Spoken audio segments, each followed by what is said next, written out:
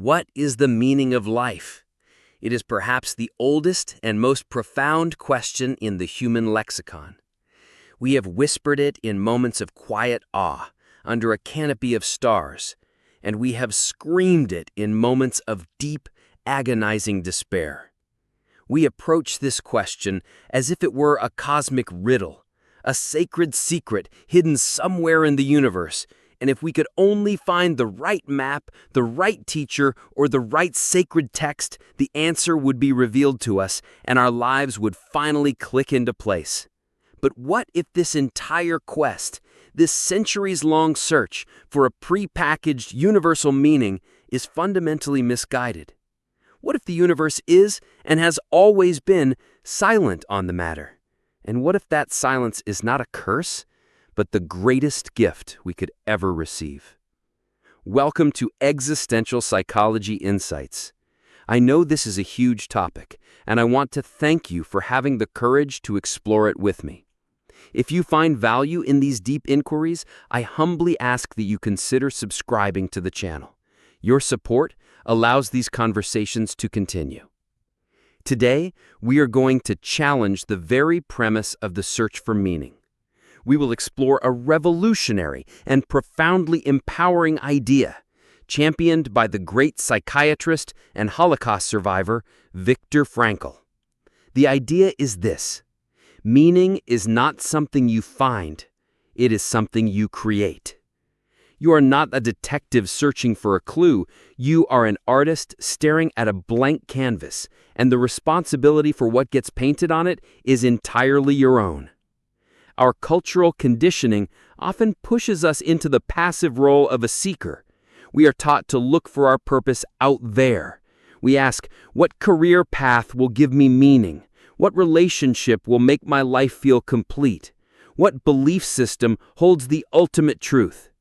This framework places us in a position of waiting, of hoping that an external force will bestow meaning upon us. This passivity is a direct route to existential frustration and despair.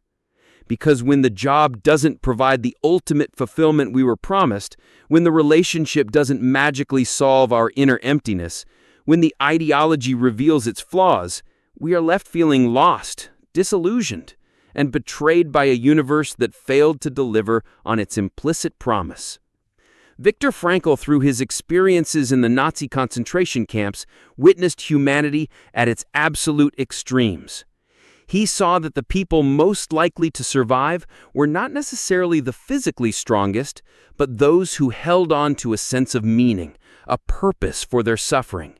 This led him to develop Logotherapy, a school of psychotherapy based on the idea that the primary driving force in human beings is not a will to pleasure, as Freud suggested, nor a will to power, as Adler proposed, but a will to meaning. Frankl argued that life doesn't present us with a singular meaning. Instead, life is constantly questioning us. Every situation, every moment, poses a question: what will you do now? How will you respond? What meaning will you choose to create from this experience? The meaning of your life is not a single grand answer. It is the sum total of your answers to these continuous, moment-to-moment questions. This shifts the entire dynamic.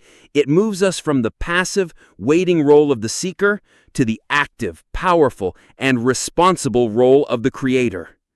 So if we are to be the artists of our own meaning, where do we find our materials? Where do we get the paint for our canvas? Frankl identified 3 primary pathways to a meaningful life.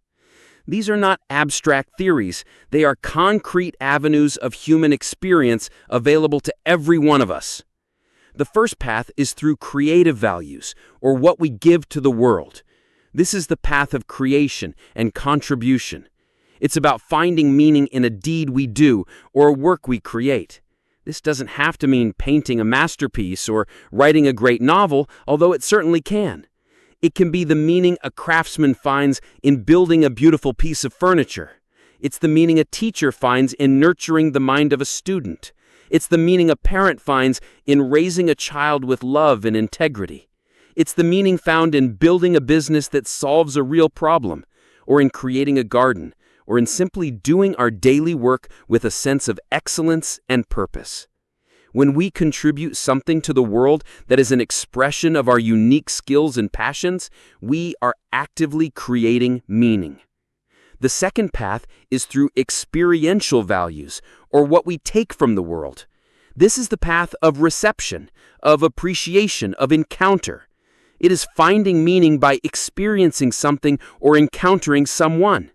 This is the profound sense of meaning that can arise from witnessing a sunset of overwhelming beauty, from being moved to tears by a piece of music, or from losing oneself in the wonder of the natural world. Most importantly, it is the meaning we find in the experience of love. To truly see, understand, and care for another human being in all their depth and uniqueness is one of the most powerful meaning-generating experiences available to us. It is in these moments of profound connection and appreciation that life's richness is revealed. The third path, and perhaps most powerful and challenging, is through attitudinal values.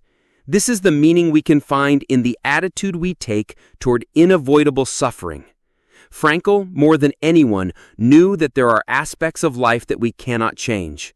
We will all face loss, sickness, and circumstances beyond our control. In these moments, when we are stripped of our ability to create or to experience freely, we are left with what he called the last of the human freedoms, the freedom to choose our attitude in any given set of circumstances. When faced with a fate we cannot change, we can choose to respond with dignity, with courage, with compassion for others, or we can descend into bitterness and despair. By choosing a noble attitude, we can transform a personal tragedy into a human triumph. We find meaning not in the suffering itself, but in the way we bear it. This demonstrates that meaning is possible under any and all conditions, and that the power to create it can never be taken from us. This existential framework is profoundly liberating. It frees us from the disappointment of searching for a meaning that was never there to be found. It places the ultimate power and responsibility for a meaningful life directly into our own hands. You are not waiting for a purpose to be assigned to you. You are the assigning authority. This means you must stop asking the universe, "What is my purpose?" and start asking yourself, "What purpose will I choose to give my life today?"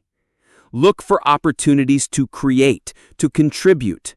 Open yourself to profound experiences of beauty and love.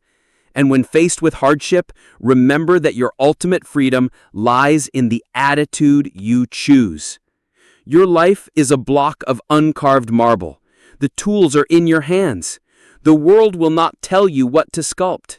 That terrifying, exhilarating, and magnificent task belongs to you and you alone. The meaning of your life is the masterpiece that you and only you can create.